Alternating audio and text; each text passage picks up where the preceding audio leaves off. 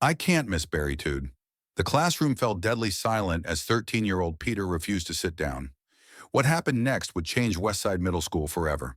When the arrogant teacher wrote a complex calculus problem on the board to humiliate him, she had no idea she was about to unleash a mathematical genius who'd been silently suffering abuse at her own hands. This, she announced with a cruel smile, is a calculus problem for my 11th grade advanced placement class. But why was Peter really standing, and what dark secret was about to be exposed? Dear viewer, don't miss this powerful story of hidden talent and justice. And if you are watching my story for the first time, I humbly request you write the location from where you are watching right now. The clock had already struck 9:15 when Peter hurried into Miss Berrytude's math class. His breathing was heavy, his backpack clutched tightly against his chest. Late again, Peter. Veronica Berrytude's voice cut through the classroom like ice. Her thin lips pressed together in disapproval as she gestured toward his empty seat.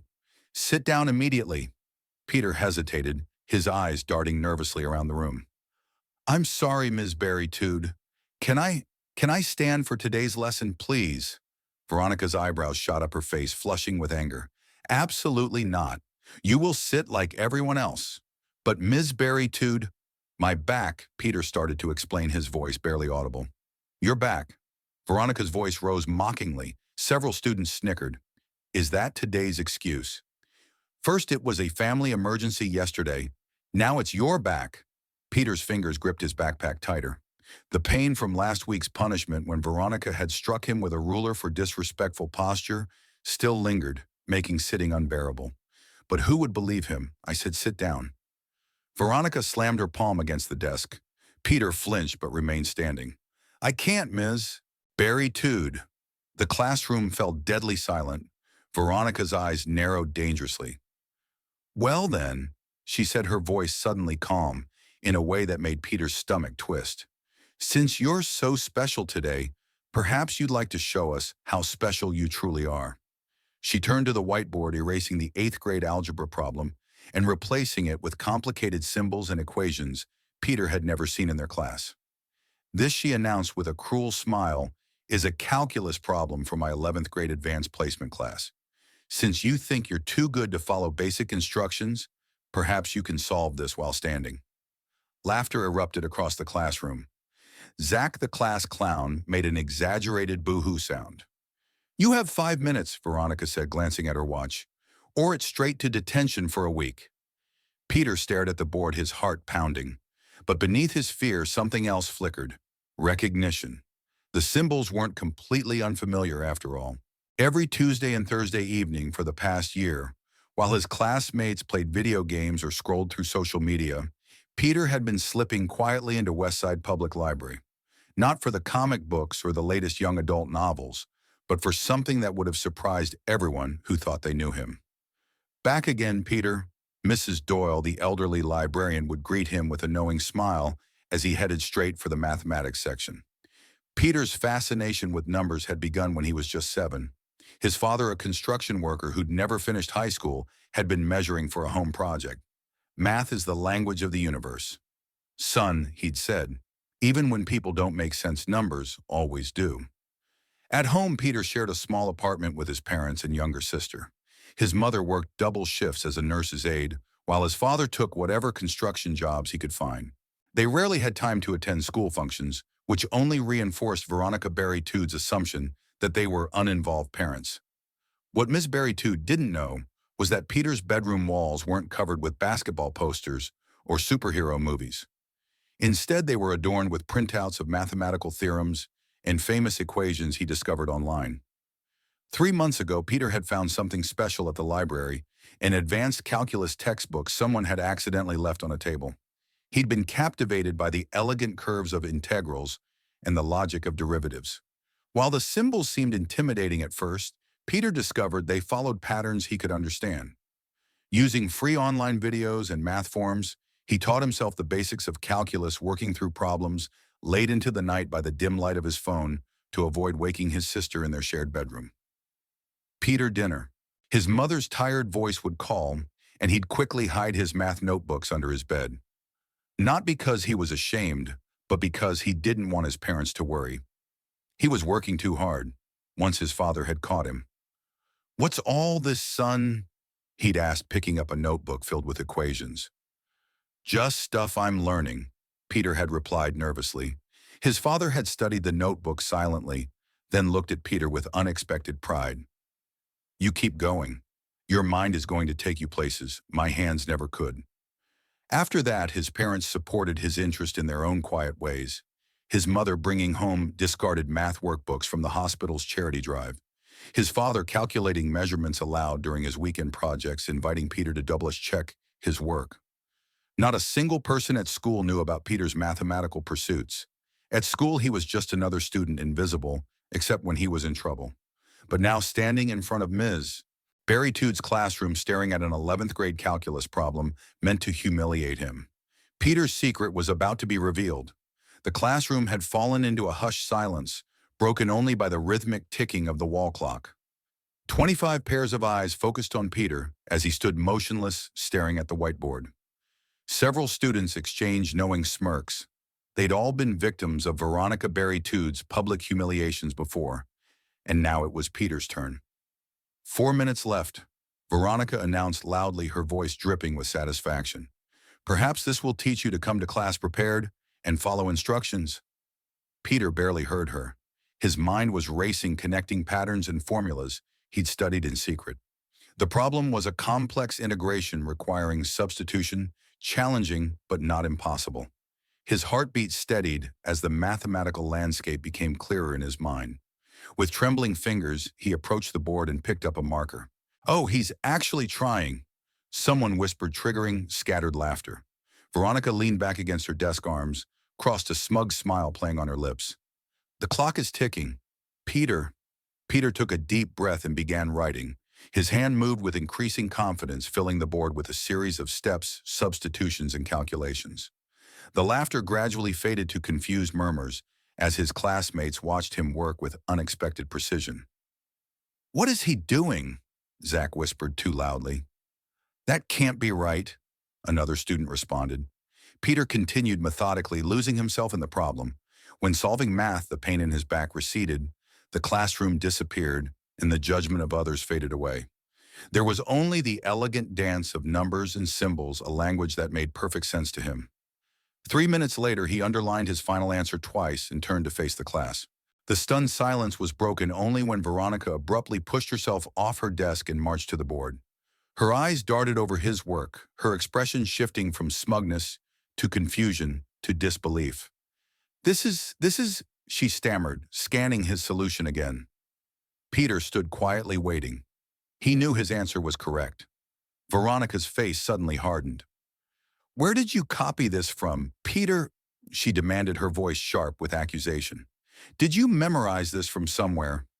Is this some kind of prank?" "No, ma'am," Peter replied softly. "I just solved it." "Impossible." Veronica's voice rose. "There is absolutely no way you could solve this problem. You're barely passing my regular 8th grade math class." "But I did solve it," Peter insisted, his voice growing slightly stronger. "The integration requires substitution and then enough." Veronica snapped, cutting him off. "I don't know how you're trying to pull this off, but I won't tolerate cheating in my classroom." "I'm not cheating," Peter protested, a rare defiance entering his voice. "That's the correct solution. If you check, are you telling me how to do my job?" Veronica's face flushed crimson. She snatched the marker from Peter's hand and violently scribbled over his work, obliterating the elegant equations he'd written. Then in one swift, shocking motion, she grabbed Peter's solution paper from his hands and tore it in half. "Principal's office." Now she shouted, pointing to the door, "For cheating, disrespect, and disrupting my class."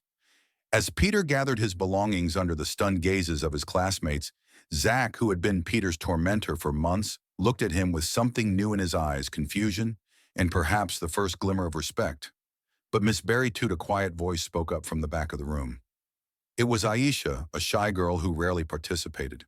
What if Peter actually did solve it correctly? Veronica's icy glare silenced the room. Not another word. Peter out. With his head held high, despite the trembling in his hands, Peter walked toward the door. Behind him, the torn pieces of his solution fluttered to the floor.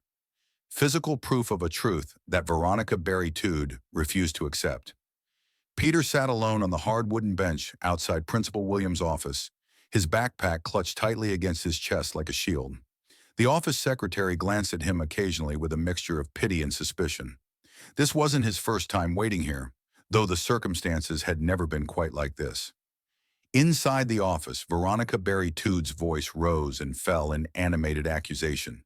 Through the frosted glass door, Peter could see her shadow gesturing emphatically, a clear case of insubordination and academic dishonesty. Veronica's voice carried through the door. He refused to sit down when instructed, disrupted my class, and then somehow produced a solution to an advanced problem that he couldn't possibly have solved legitimately. "And you're certain he cheated?" Principal Williams' deeper voice asked. "Absolutely certain," Veronica replied without hesitation. "Peter has been a C- student in my class all year, suddenly solving college-level calculus. Impossible. He must have memorized it from somewhere or had the solution hidden on his person." Peter closed his eyes, wishing he could disappear. Ms. Barry Tood had always singled him out, but this was different. This time he'd actually done something right, and she was punishing him for it. The door opened abruptly and Principal Williams appeared, a tall man with graining temples and perpetually tired eyes. "Come in, Peter," he said flatly. Peter entered the office, careful to stand straight despite the pain that shot through his lower back when he moved. Barry Tood sat primly in one of the visitor chairs, her lips pressed into a thin line of disapproval. "Miss Barry Tood has told me what happened." Principal Williams began settling behind his desk. "Do you have anything to say for yourself?" Peter took a deep breath. "I didn't cheat, sir. I solved the problem correctly." Veronica scoffed loudly. "That's preposterous. You've never shown any aptitude for mathematics before?" "Not in class," Peter said quietly. "But I've been studying advanced math on my own for almost a year now." "A likely story," Veronica cut in before the principal could respond. "And I suppose next you'll tell us you're secretly a NASA scientist too." Principal Williams held up a hand to silence her. "Peter, why were you refusing to sit down in class?" Peter hesitated, his eyes flickering toward Miss Barry Tood. "The truth, please," Principal Williams prompted. "My back hurts," Peter said, his voice barely audible. "From last week when what?" Principal Williams leaned forward. Peter's eyes met Miss Barry Tood's, and the warning in them was clear. "I fell," he finished lamely, dropping his gaze to the floor. "He's lying," Veronica interjected smoothly. "This is clearly an elaborate excuse to justify his disruptive behavior. First refusing to sit, then this cheating incident. It's all designed to seek attention." Principal Williams studied Peter for a long moment. "Ms. Barry Tood has been teaching mathematics for over 20 years, Peter. She's one of our most experienced educators. If she says the problem was beyond your capabilities, I'm inclined to believe her." Peter felt something break inside him. He'd spent months teaching himself, hours hunched over borrowed textbooks and free online courses, and none of it mattered because no one believed in him. "I solved it," he insisted, his voice cracking. "I can solve another one if you want. Any calculus problem." Veronica's laugh was sharp and dismissive. "This performance is becoming tiresome. 2 days detention for insubordination and disrupting class." Principal Williams decided, already reaching for a detention slip, "and consider yourself warned about academic dishonesty." As the principal wrote out the detention notice, Peter noticed Miss Barry Tood's satisfied smile. She'd won again, just as she always did. Principal Williams had just handed Peter his detention slip when a soft knock interrupted them. The door opened to reveal Miss Carter, the science teacher, a younger woman with bright eyes and a perpetual enthusiasm for learning that made her popular among students. "Sorry to interrupt," she said, glancing between the three of them, "but I was told Peter was here." Her eyes settled on Peter with unmistakable concern. "Everything okay?" Before either Principal Williams or Veronica could respond, Miss Carter spotted the detention slip in Peter's hand. "What happened?" "Just a disciplinary matter, Diana," Veronica said dismissively. "Nothing that concerns the science department." Ms. Carter raised an eyebrow. "Actually, if it involves one of my best students, it does concern me." "Best student?" Veronica scoffed. "Peter." "Yes," Miss Carter replied firmly. "Peter," she turned to Principal Williams. "What exactly is he being punished for?" Principal Williams cleared his throat uncomfortably. Ms. Berry-Tude says he was disruptive in class and then attempted to cheat on a calculus problem she gave him as a teaching moment. Ms. Carter's eyes widened. Calculus? And you think he cheated? She turned to Peter. Was this related to your science fair project from last spring? Peter nodded slightly, hope flickering in his eyes for the first time since entering the principal's office. What science fair project? Principal Williams asked, frowning. Ms. Carter smiled. Peter's project on mathematical modeling of plant growth patterns. It won third place overall, but first in the mathematics category. It included differential equations that most high school seniors would struggle with. Veronica's mouth opened slightly, but no words came out. I discovered Peter's mathematical talents last year, Miss Carter continued. He was using advanced formulas in his lab reports that weren't part of our curriculum. When I asked him about it, he showed me some of his independent work. She turned to Peter. You're still keeping those notebooks, right? Peter nodded again, more confidently. That's not possible, Veronica finally managed. He's barely passing my class. Because your class bores him, Miss Carter replied bluntly. No offense, Veronica, but Peter is working at a much higher level than what you're teaching. Principal Williams looked bewildered. Why wasn't this brought to my attention before Peter asked me not to make a big deal of it? Ms. Carter explained. He doesn't like drawing attention to himself. She gave Peter an apologetic look. But I can't stand by while you're punished for something you didn't do. The atmosphere in the room had shifted dramatically. Principal Williams looked thoughtful, while Veronica's expression had hardened into something between disbelief and indignation. This still doesn't explain his refusal to follow basic classroom instructions, Veronica insisted. Actually, Miss Carter said carefully, I'd like to know more about that too. Peter, you mentioned your back hurts. The principal's office had grown uncomfortably silent. Peter shifted his weight, wincing slightly at the movement. Ms. Carter noticed immediately. Peter, would you mind showing us? She asked gently. Veronica stood up abruptly. This is ridiculous. We're wasting valuable time on theatrics. Principal Williams raised his hand for silence, his expression grave. Peter, please show us what Miss Carter is referring to. Reluctantly, Peter lifted the back of his shirt just enough to reveal several angry red welts across his lower back, unmistakably the marks of a ruler or similar instrument. Miss Carter gasped softly.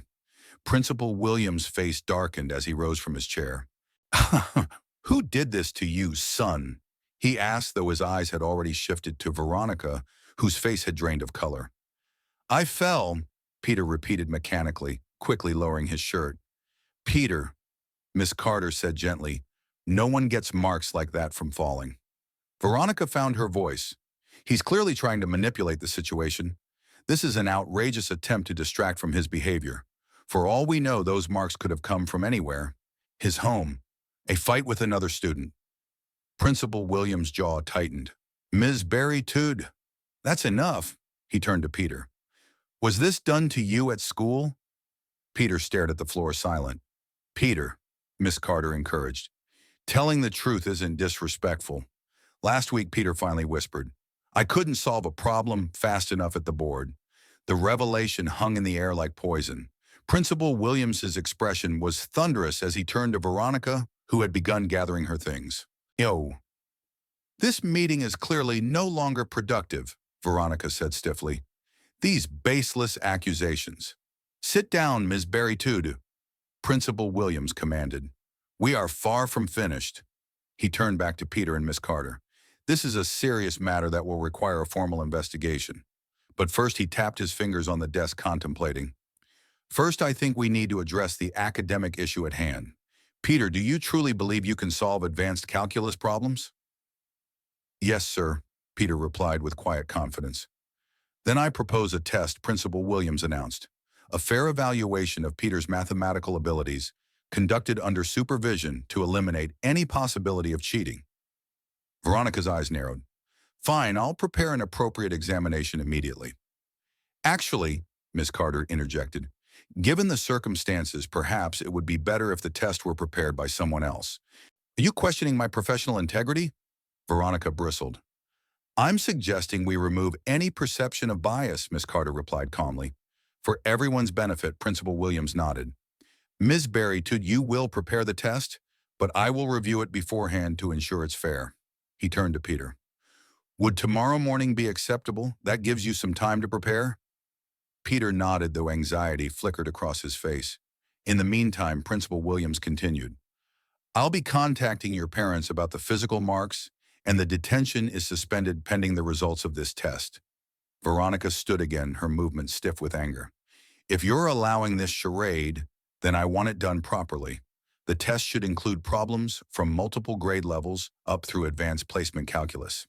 If he's truly the mathematical prodigy Miss Carter claims, he should have no problem demonstrating that," agreed Principal Williams said firmly. "But understand this, Miss Berrytude.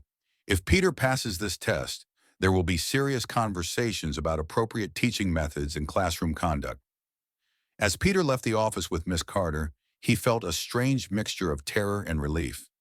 Tomorrow would determine whether his secret abilities would finally be recognized or whether Veronica Berrytude would find a new way to punish him for daring to be exceptional. Behind them, through the still open door, they could hear Veronica's voice rising indignantly. "This is absolutely outrageous. My reputation is beyond reproach." Principal Williams' response was too quiet to hear, but his tone left little doubt that Veronica Berrytude's comfortable position of authority was suddenly much less secure. As Peter walked home that afternoon, his mind raced through formulas and theorems. Despite his confidence in his abilities, doubt crept in. What if the test was designed to make him fail? What if Ms. Berrytude found a way to discredit him regardless of how well he performed?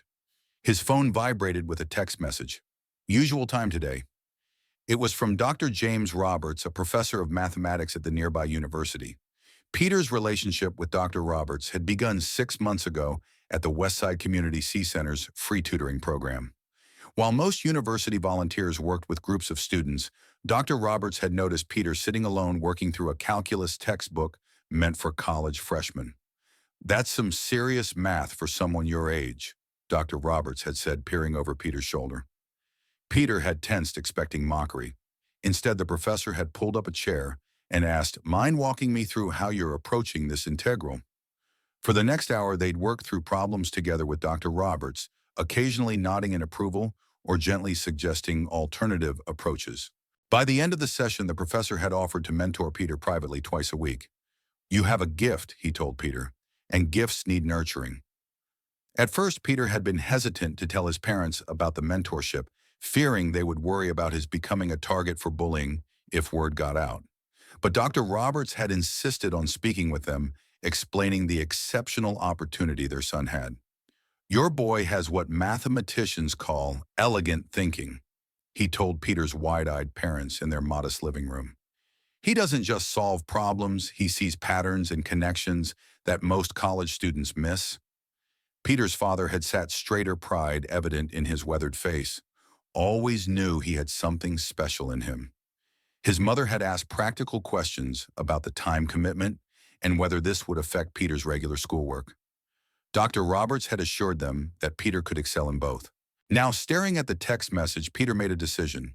He typed back, "Need extra help. Test tomorrow. Important." The response came immediately. "Meet at library in 30 minutes. That evening, Peter and Dr. Roberts sat at a corner table in the public library, surrounded by open textbooks and notepads filled with equations. "So your teacher finally discovered what you can do," Dr. Roberts said, his dark eyes twinkling behind wire-rimmed glasses. At 58, with salt and pepper hair and a trimmed beard, he carried himself with the quiet confidence of someone who had spent a lifetime pursuing knowledge. "Not exactly," Peter replied, explaining the humiliating classroom incident and its unexpected aftermath. Dr. Roberts' expression darkened when Peter mentioned the welts on his back. "That's abuse, Peter. Plain and simple." "I know," Peter admitted quietly. "But no one would have believed me if I had said anything. She's been teaching there forever." Dr. Roberts shook his head sadly. "Too often we protect institutions instead of the people they're meant to serve." He straightened his voice, becoming more focused. "Now about this test. Based on what you told me, Ms. Berrytude will try to make it as difficult as possible." "I'm scared," Peter confessed. "What if I freeze up? What if I can't remember the formulas?" "Mathematics isn't about memorizing formulas," Dr. Roberts reminded him gently. "It's about understanding concepts and seeing patterns. Trust your instincts, Peter. Your mind naturally thinks mathematically. That's not something Miss Berrytude can take away from you. For the next 2 hours, they reviewed various concepts from basic algebra through differential calculus. Dr. Roberts didn't drill Peter on specific problems, but instead focused on strengthening his conceptual understanding and problem-solving approaches. As they packed up their books, Dr. Roberts hesitated. "Peter, would you like me to come to your school tomorrow? Not for the test itself. That's your moment to shine, but afterward, to help explain your abilities to your principal." Peter looked up in surprise. "You do that, of course." Dr. Roberts smiled warmly. "That's what mentors do. We don't just teach, we advocate." For the first time since the classroom incident, Peter felt truly hopeful. Tomorrow wouldn't just be about proving Miss Berrytude wrong. It would be about finally being seen for who he truly was. Peter arrived at school early the next morning. His stomach knotted with anxiety. The hallways were still quiet, with only a few teachers preparing for the day ahead. Principal Williams had arranged for the test to take place in a conference room rather than Ms. Berrytude's classroom, a small mercy that Peter deeply appreciated. As he approached the conference room, he saw Miss Carter waiting outside. "I thought you might want some moral support," she said with an encouraging smile. "How are you feeling?" "Nervous," Peter admitted, "but ready, Ms." Carter squeezed his shoulder gently. "Just do your best. That's all anyone can ask." Inside the conference room, Principal Williams and Veronica Berrytude were already seated. A sealed envelope lay in the center of the table. "Good morning, Peter," Principal Williams said formally. "Before we begin, I want to explain how this will work. Inside this envelope are mathematical problems ranging from 8th grade algebra through advanced placement calculus. Ms. Berrytude has prepared them, and I have reviewed them to ensure they're appropriate. You'll have 2 hours to complete as many as you can." Veronica sat with her arms crossed, her expression unreadable. "The problems increase in difficulty," she added. "I don't expect you to solve them all. In fact, I'd be surprised if you get past the first page." Ms. Carter frowned at the comment, but said nothing. "I'll be monitoring to ensure there's no cheating," Principal Williams continued. "Miss Berrytude and Ms. Carter will wait outside. Are there any questions before we begin?" Peter shook his head, taking a seat at the table. "Then let's proceed." Principal Williams broke the seal on the envelope and placed the test papers in front of Peter, along with several sharpened pencils and a calculator. "You may begin." As the two teachers left the room, Peter took a deep breath and looked at the first problem. It was a simple algebraic equation, insultingly easy. He solved it in seconds and moved to the next. The first page contained standard 8th grade problems that Peter completed in less than 5 minutes. The second page featured more complex algebra and basic trigonometry, still well within his comfort zone. By the third page, the problems had advanced to pre-calculus. Peter worked steadily, occasionally pausing to check his work. When he reached the calculus problems on page 4, he felt a flutter of recognition. These were similar to exercises he'd worked on with Dr. Roberts. Outside the conference room, Ms. Berrytude paced impatiently, while Ms. Carter sat quietly reading a science journal. "This is a complete waste of time," Veronica muttered. "He's probably staring blankly at the paper right now."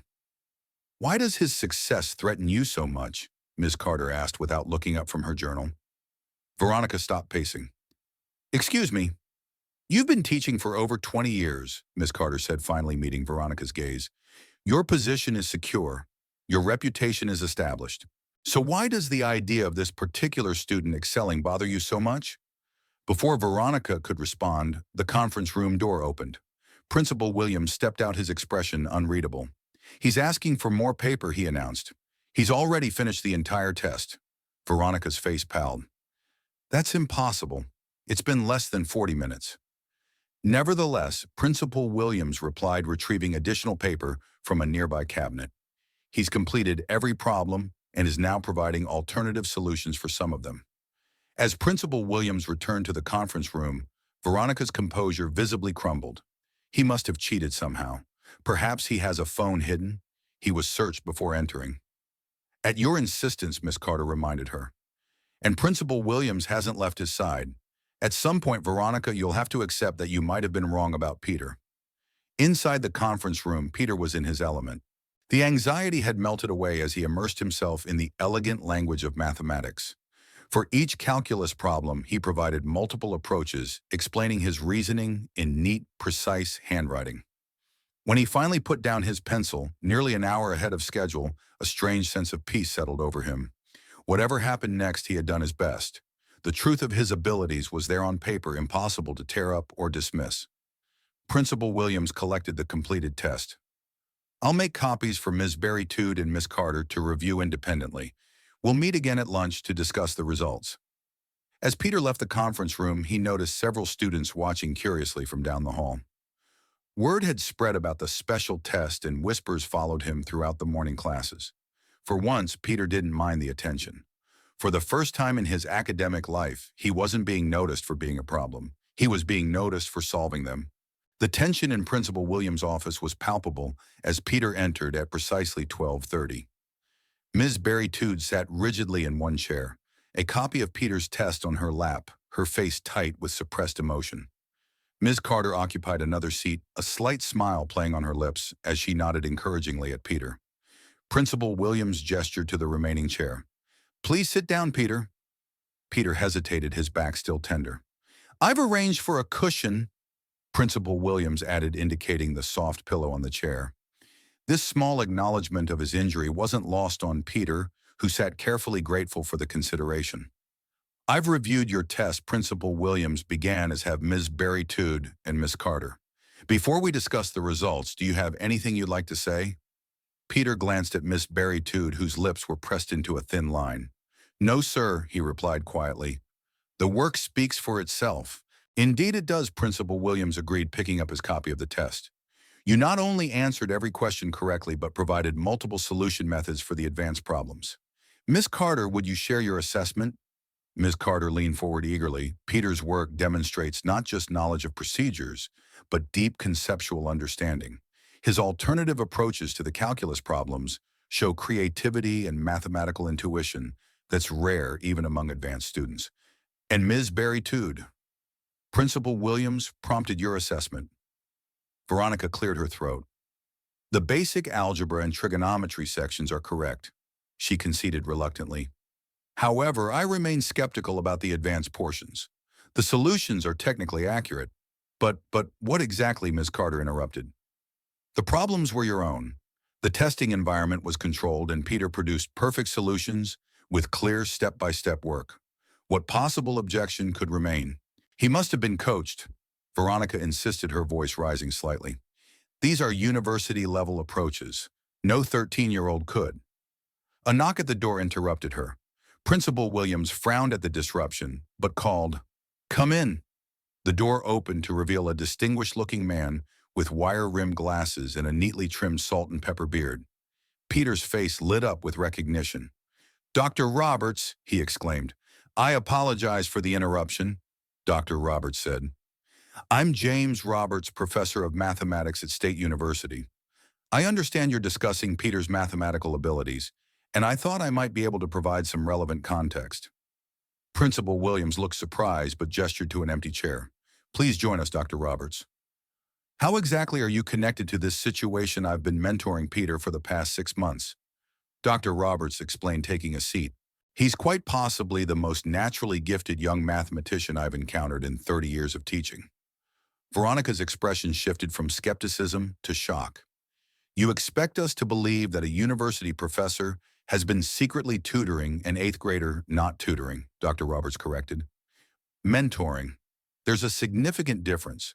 Tutoring implies remedial help. Peter doesn't need remedial help. He needs advanced material and guidance to develop his exceptional talent. We met at the community center." Peter added, "Dr. Roberts saw me working on calculus problems and offered to help." Principal Williams leaned back in his chair, processing this new information. "Dr. Roberts, would you be willing to review Peter's test and give us your professional assessment?" "Certainly," Dr. Roberts agreed, accepting the copy Principal Williams handed him. As he reviewed the pages, his expression grew increasingly pleased. "Excellent work, Peter," he murmured. "Particularly your solution to problem 17. Very elegant approach." He looked up at the principal. "There's no doubt in my mind that Peter solved these problems independently. His work shows the same distinctive approach I've observed in our sessions together." In fact, he added, adjusting his glasses, I'd estimate his mathematical understanding is roughly equivalent to a second-year undergraduate mathematics major. Veronica made a strangled sound of disbelief. This is absurd. Yesterday he was just another student, and today we're supposed to believe he's some kind of prodigy. He was never just another student, Dr. Roberts said firmly. He was a gifted young man whose abilities went unrecognized and worse were actively dismissed by an educational system that should have nurtured them. The silence that followed was broken by Principal Williams. I believe we have sufficient evidence to conclude that Peter's mathematical abilities are indeed exceptional and that his solution to Ms. Berrytude's classroom challenge yesterday was legitimate. He turned to Peter. I owe you an apology for not believing you initially. The school has failed you in this regard, and for that I am truly sorry. For Peter, those words, simple acknowledgement of the truth, meant more than any accolade. He nodded, blinking back unexpected tears. What happens now? Ms. Carter asked, voicing the question on everyone's mind. Principal Williams straightened in his chair. First, we need to develop an appropriate educational plan for Peter that challenges him at his actual level of ability. Second, his gaze shifted to Veronica, who had gone very still. We need to address the serious allegations of physical punishment. Those marks could have come from anywhere, Veronica protested weakly. There's no proof. There will be an investigation, Principal Williams stated firmly, and I'll be speaking with Peter's parents this afternoon. He turned back to Peter and Dr. Roberts. Thank you both for your patience through this process. Dr. Roberts, would you be willing to continue working with our school to support Peter's development? It would be my privilege, Dr. Roberts replied warmly. As they left the office, Veronica remained behind her carefully constructed world, beginning to crumble around her. Word of Peter's extraordinary mathematical abilities spread through Westside Middle School like wildfire. By the following morning, students who had previously ignored him now stared openly as he walked through the hallways. Some approached with curious questions, while others, including Zach, offered awkward apologies for past behavior. Is it true you can do college math? Zach asked during lunch period, sliding onto the bench across from Peter. Everyone's talking about it. Before Peter could answer, 3 more students joined their table, something that had never happened before. My brother's in calculus at the high school, one girl said. He didn't believe me when I told him about you, so he sent this problem. She pushed a notebook toward Peter. He says, it's super hard. Peter glanced at it and smiled slightly. It's a partial differential equation. Not that complicated, actually. He picked up a pencil and began working through the solution, explaining each step as the growing crowd of students watched in amazement. Meanwhile, in the administrative wing of the school, a more serious conversation was taking place. Peter's parents sat across from Principal Williams, their expressions a mixture of anger and resolve as they viewed the photographs of their son's injuries taken by the school nurse. We trusted this school with our son, Mr. Peter said, his voice tight with controlled rage. We worked extra shifts to live in this district because the schools were supposed to be better, and this is how our boy was treated. Mrs. Peter, still in her nurse's aide uniform from her morning shift, wiped away a tear. All those times he didn't want to go to school, he never told us why. We thought maybe he was being bullied by other kids, but never. Her voice trailed off. I understand your anger, Principal Williams said gravely, and you have every right to it. We've already begun a formal investigation, and Ms. Berrytude has been placed on administrative leave pending the outcome. That's not enough, Mr. Peter insisted. She struck our child repeatedly and then tried to humiliate him when he showed his true abilities. We're also implementing immediate policy changes. Principal Williams assured them, including a strict prohibition against any form of physical discipline and mandatory reporting of all disciplinary actions.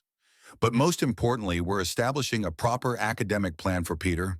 He slid a folder across the desk. Dr. Roberts has helped us draft this proposal. It includes advanced mathematics classes at the high school 3 mornings a week, continued mentorship with Dr. Roberts, and modified assignments in his regular classes to better engage his abilities.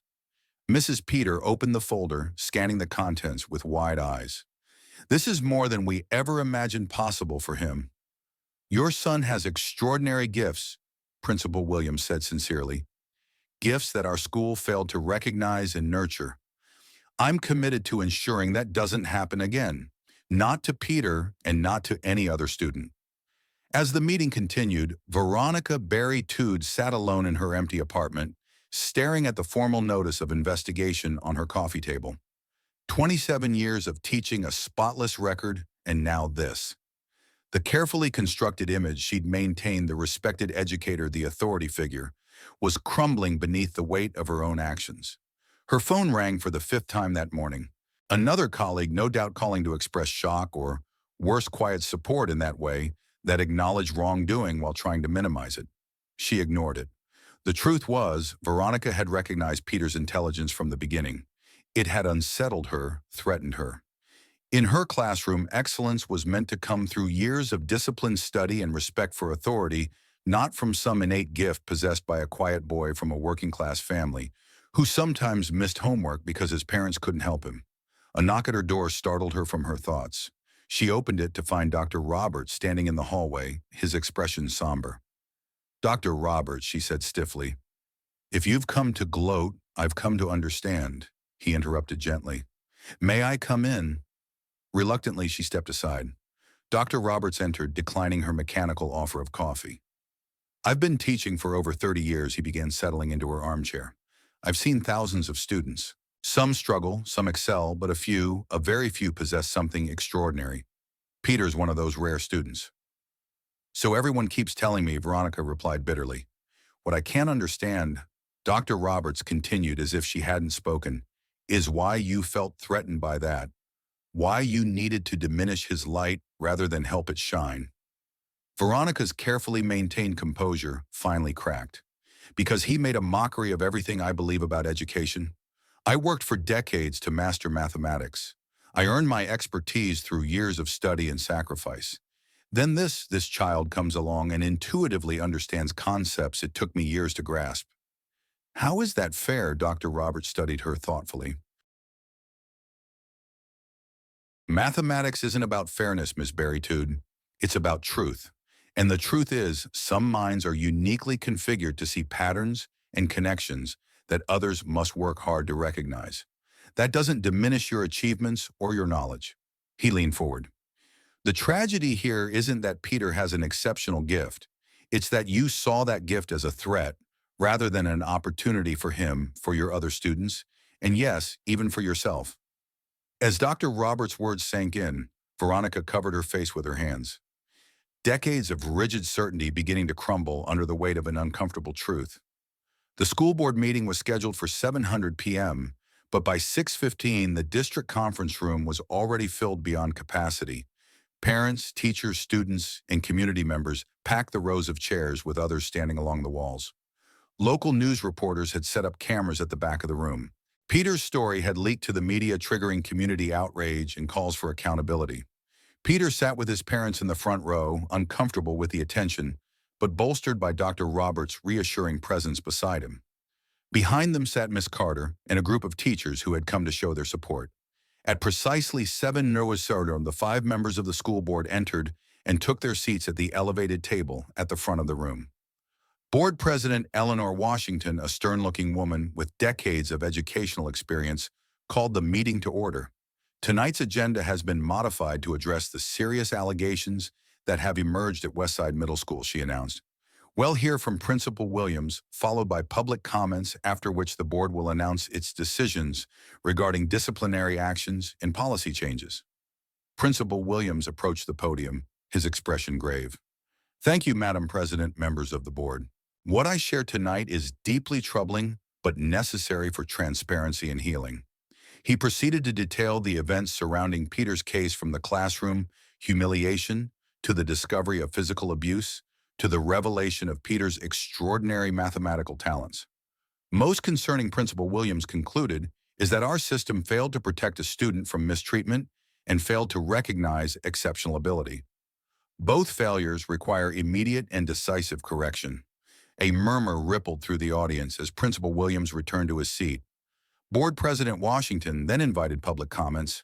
Peter's father was the first to speak, his voice steady, despite his evident emotion. "My son endured pain and humiliation in silence because he didn't believe adults would believe him over an authority figure. That's not just a failure of one teacher. It's a failure of trust in our entire educational system." Ms. Sine, Carter spoke next, emphasizing the need for better processes to identify and support students with exceptional abilities. Several parents followed, expressing outrage and demanding accountability. Then unexpectedly, Zach approached the microphone. "I'm in Ms. Barry Tood's class with Peter," he began nervously. "I used to laugh when she picked on him because I thought it was just, you know how teachers keep control. Now I feel terrible about it." He glanced at Peter apologetically. If even kids like me could see she was targeting him, why couldn't the adults see it too? His honest question hung in the air, indicting not just Veronica Barry Tood, but the culture that had enabled her behavior. After nearly an hour of comments, Board President Washington called for order. "We've heard your concerns and we share them. The board has deliberated extensively and reached the following decisions." The room fell silent as she continued. "First, regarding Ms. Veronica Barry Tood, based on the evidence presented, including documented physical injuries to a student witness statements, and Ms. Barry Tood's own admissions during the investigation, the board has voted unanimously to terminate her employment effective immediately. Additionally, we are reporting this case to the state licensing board with a recommendation that her teaching credential be revoked." Applause erupted across the room, quickly silenced by the president's raised hand. However, accountability cannot end with a single teacher. Therefore, the board is implementing the following district-wide changes: mandatory training for all staff on recognizing and reporting suspected abuse, a zero-tolerance policy for physical discipline of any kind, new procedures for identifying and supporting academically gifted students, and an anonymous reporting system for students to safely report concerns. She looked directly at Peter and his parents. "On behalf of the entire school district, I offer our sincere apology for the harm done to Peter and our commitment to ensuring nothing like this happens again." As the meeting concluded, Peter found himself surrounded by well-wishers, students, parents, and teachers expressing support and admiration. The attention was overwhelming, but for the first time, it wasn't negative attention. These people weren't seeing him as a problem to be managed. They were seeing him as he truly was. Later that evening, as Peter and his parents drove home, his mother reached back to squeeze his hand. "I'm so proud of you, baby, not just for being smart. I've always known you were brilliant. I'm proud of your courage." "I wasn't very courageous," Peter admitted. "I never spoke up about what was happening. But you never gave up either," his father said, meeting his eyes in the rearview mirror. "You kept learning, kept growing, even when people tried to hold you back. That's a different kind of courage, the kind that changes lives." Peter smiled slightly, watching the familiar streets of his neighborhood pass by. Tomorrow would bring new challenges, advanced classes, heightened expectations, and the unfamiliar experience of being seen and valued. But for tonight, in the warmth of his parents' pride, he allowed himself to simply feel the relief of truth finally acknowledged. 3 months after the school board meeting, Westside Middle School had transformed in ways both subtle and profound.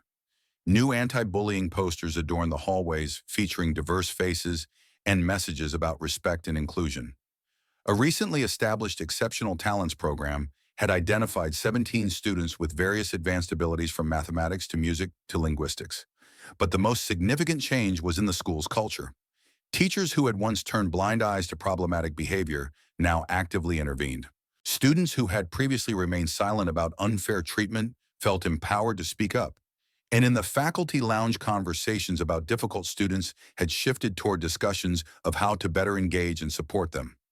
Peter, now attending advanced mathematics classes at the high school 3 mornings a week, had become something of a quiet celebrity, not just for his mathematical prowess, but for being the catalyst for change.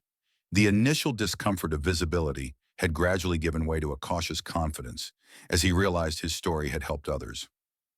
On this particular Tuesday afternoon, Peter sat in the school library, surrounded by a small group of 6th and 7th graders. What had begun as a casual question about homework had evolved into an impromptu tutoring session. "So you see," Peter explained, sketching a diagram on notebook paper, "when you look at these word problems, there's always a pattern hidden inside them. You just need to find the right language to translate words into numbers." "That makes so much sense," a 6th-grade girl named Amara said, her eyes lighting up with understanding. "Ms. Collins never explained it like that." Peter smiled. "Different explanations work for different people. Maybe this way makes more sense to you." From a nearby table, Miss Carter watched the interaction with pride. After the final bell rang and the younger students dispersed, she approached Peter. "You're quite the teacher," she observed. "You have a gift for explaining complex ideas in simple terms." Peter gathered his books, slightly embarrassed by the praise. "I just remember what it felt like to be confused and have no one really listen." "That empathy makes all the difference," Miss Carter replied. "Have you thought more about the summer mathematics program at the university?" "Dr. Roberts mentioned you've been hesitant about applying." Peter nodded. "My parents said I could go. He hesitated. I'm still getting used to people seeing me, really seeing me." Ms. Carter understood. For a child who had spent years making himself invisible to avoid negative attention, the positive spotlight could be almost as disorienting. "Take it at your own pace," she advised. "Just don't let old fears limit new possibilities." As they walked out of the library, they passed the classroom that had once been Veronica Berry Tude's. It now belonged to Mr. Diaz, a young teacher whose enthusiasm and inclusive teaching style had quickly made him popular with students. Through the open door, Peter could see Mr. Diaz demonstrating a concept with animated gestures moving around the room, rather than standing authoritatively at the front. Students were engaged, hands raised, voices eager. The atmosphere couldn't have been more different from the tense silence that had characterized Miss Berry Tude's classes. "Some good came from everything that happened," Peter observed quietly. "Because of your courage," Miss Carter reminded him. Outside in the spring sunshine, Peter spotted his father's truck waiting in the pickup lane. Since the school board meeting, his parents had rearranged their work schedules to be more present for school events and Peter's academic activities. "See you tomorrow, Miss Carter," Peter said with a wave. "Don't forget, Science Club is presenting at the board meeting Thursday night." She called after him. As Peter walked toward his father's truck, he passed a group of eighth graders who nodded in greeting, the same students who months earlier had either ignored or mocked him.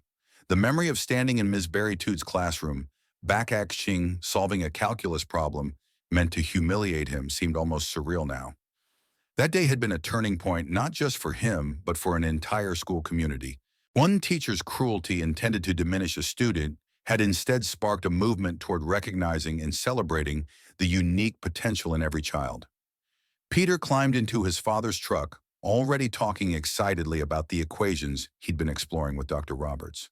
As they drove away from Westside Middle School, the afternoon sun glinted off the new sign near the entrance installed just last week that read, "Every student deserves to be seen, heard, and valued for who they truly are."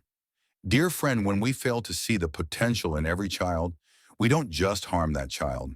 We rob our entire community of their unique gifts. Peter's story reminds us that brilliance comes in many forms and from unexpected places. It challenges us to question our assumptions, advocate for those without a voice, and build educational spaces where all students can thrive. If this story touched your heart, please like this video and subscribe to our channel. Your support helps us continue sharing these important messages of courage, justice, and transformation. Together we can create a world where no child's light is ever dimmed by prejudice or cruelty.